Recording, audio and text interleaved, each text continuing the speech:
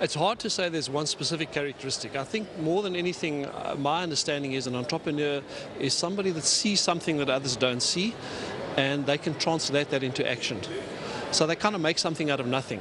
And in order to make something out of nothing, you've got to have your psyche is quite important.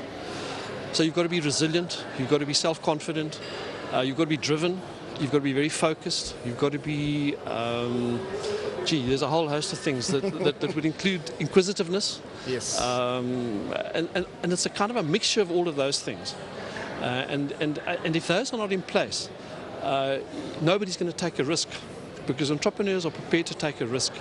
And the risks that they run are quite substantial, because they're risking their own futures in terms of a loss of income, a loss of capital, a loss of time, because if they make some mistakes, it's going to take them a long time to catch up, and I suppose a loss of reputation. So you've got to have a pretty strong, resilient ego and self-belief and an understanding about your strengths and weaknesses to go and make this happen, because if you don't, you're going to come quite short. Wow. You've just described your Superman over there. Yeah. Anyway, final question. The National Planning Commission and the National Development Plan puts a lot of emphasis on entrepreneurship. Indeed, one of the themes of this conference is stimulating entrepreneurship, and it's called the International Entrepreneurship and Investment Conference. Do you think there's undue pressure that's been put on entrepreneurs to deliver those jobs? Because basically they're saying that that's where the jobs are going to come from in the future. No, I think that possibly even the opposite.